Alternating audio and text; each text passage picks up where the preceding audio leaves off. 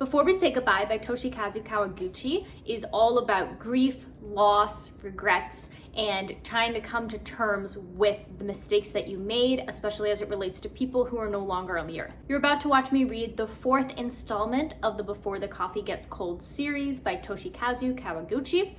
I'll be updating you periodically with my thoughts as I read each part in this book.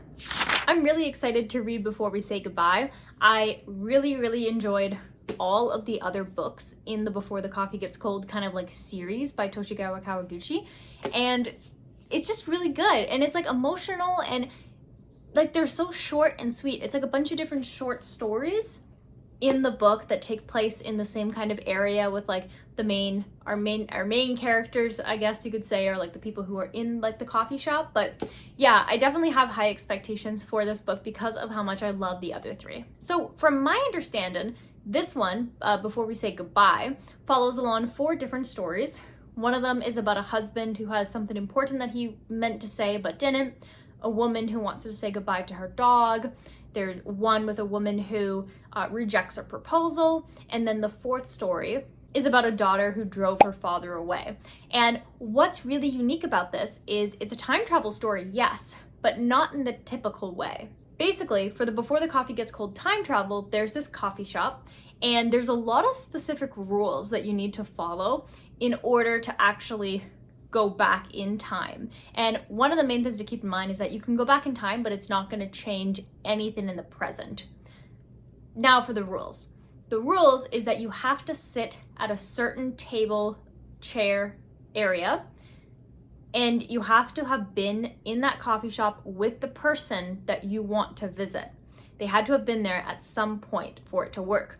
There's also a ghost that sits at that seat, and you basically have to wait for the ghost to get up to go to the bathroom, and it only does it once a day, and it's never the same time.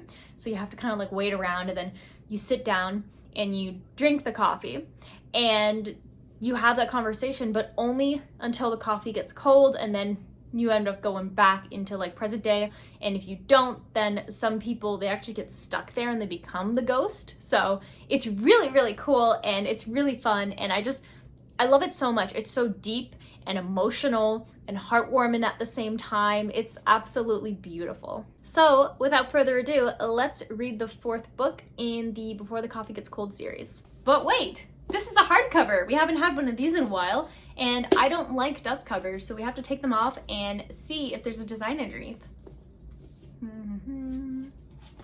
I like that it's pink. Oh wait, it's red underneath? What? No design, but still cute. All right, let's read for real.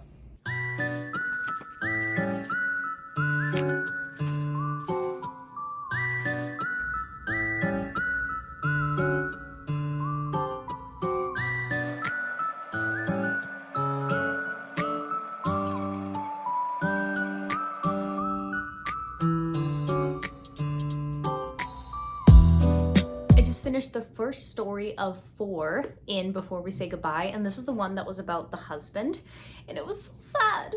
So the husband is an archaeologist, and he's often not home, and so his kids kind of resent him, but his wife still loves him, and his wife honestly like knew what she was getting into. She's been divorced before, but she's really happy with just like how everything goes. And so like he'll show up at home, she'll welcome him with a smile, they'll hang out, and he'll tell her all about like his adventures, what he uncovered and discovered, and then he'll leave for like months at a time, and then he'll come back, and his wife is still like excited to see him and wants to listen to his stories and stuff. And so when he was away on one of his little like adventures, he comes back and his wife is in a vegetative state, and that's when he's like, wow, I have so many regrets. And so he goes back in time, and he talks to his wife, and his kids happen to be there as well. And the way the story ended was really sad, because when he comes back, like, I'm not going to spoil it for you, and he comes back in time, and then he's like, okay, did I make a difference? Like, what happened? Like, does he not have his regrets anymore? Like, he did finally get to talk to his wife, but did that make a difference? And it was really sad. But what I really like about this book is this character is probably going to make an appearance again, because a lot of the characters from other stories, they all kind of like intertwine, which is always really cool. So you kind of get a little bit more information, a little bit more knowledge about it, which I really like. But yeah, I remember because like when I first read the first book, Before the Coffee Gets Cold, it was like in a list of like cozy books, but I don't find this to be a cozy book. I find it to be like a really sad, emotional, and just like beautiful story. So yeah, that was the first story, and now I'm gonna be reading the second story, which is about the woman who wants to go visit her dog that passed away. So I'm excited. That's very different from the other stuff because usually it's just people visiting people. So I feel like this one's gonna be really emotional because like I love dogs. So yeah, I'm gonna continue to read and I will update you when I finish the second story. So I will see you then.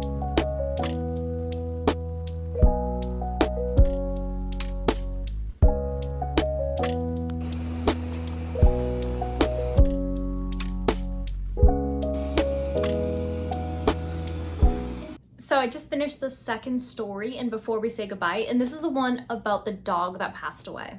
I think that it was a beautiful story. Obviously, I'm not going to spoil anything for you, but I really like the way that the story was wrapped up, the way it ended, and just like it's a unique idea because in all of these stories, there's always people visiting people. But what I like is that the author has kind of stepped out of that and is like, but what if they visited a dog as well? Visited a dog that really just provided so much love, so much comfort, was literally like a child to this woman who unfortunately could not have children. So this dog really acted as like a baby for her. And so the fact that this dog passes away, it's really hard for her and she's blaming herself because she was asleep when it happened. And so I thought that it was a really unique take on loss and grief in like the sense of like it's a pet. I also really liked the character in the story. She was a little bit unsure about the whole time travel aspect. She was a little socially awkward, so I really felt her deep in my soul of like, oh, like that reminds me of me. I love that. And so it was just really good. I really liked that story. It wasn't too long. It wasn't too short. It was really just short, sweet, and really meaningful. And I'm really happy that I read it. And it wasn't as sad as I thought it was going to be. It was still definitely sad, but it didn't make me cry, but it did definitely make my heart feel. So those are my thoughts on the second story in the Before We Say Goodbye part of like the book. So I'm now going to be reading part 3, which is about a proposal and a woman who says no to a proposal. So I'm interested to see like how that's going to go because it kind of reminds me of one of the first stories in the Before the Coffee Gets Cold, and then the woman ended up having that conversation and then they did end up getting back together. So I wonder if it's going to be similar to that or if it's going to be completely different, but either way, I'm excited about it.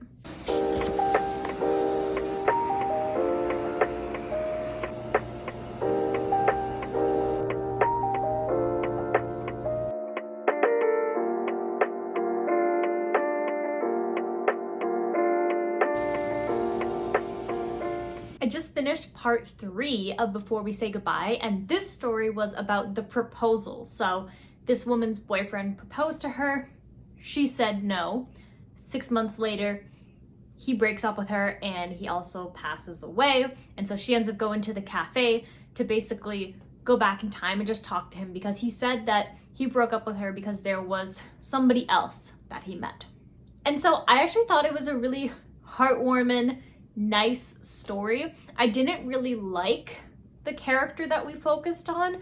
She was kind of selfish. She was pretty stuck up and stuff. And like the reason that she said no to the boyfriend was because like she was like, oh, maybe I'll meet someone even better. Like, I don't know. But then eventually she kind of came to terms that she was in love with him and he wasn't just like the only guy left like she always thought, because she was part of this like group where it was like people who solve clues, and everybody ended up pairing up and becoming a couple, and they were the only two left. And so they got together. And so she wasn't actually sure if she loved him or if he was just like happened to be someone who was interested in her.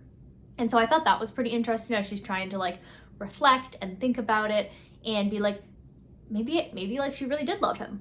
So the character I think had some good development. Like I don't really like her character that much, but I liked the story, if that makes sense, which is kind of weird because I know I always talk about how much it's like, if the character I don't like, then then I'm not gonna like the story. But in this case, it was fine because these are like short stories and the character is really realistic as well. And I think that's what's really like interesting, that you get these little short stories.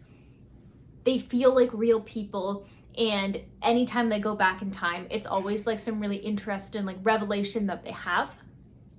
And I really like it. I particularly like the ending of this story. I think out of the 3 that I've read so far, this is the nicest of endings. Like, it's not super sad or anything. It's just good. Like, it makes my heart feel like happy and relieved for this character. So yeah, I had a good time reading this one. So now I have the last one, which is called The Daughter. And so this is the one where it's about a daughter who drove her dad away. And so I imagine it's the daughter who goes to the cafe, goes back in time and has that conversation with her dad. So I'm interested to see how the last story is going to go. I definitely like these bite-sized little stories in here. So I will see you when I finish the final part of this book, let you know about that, and then my overall final thoughts.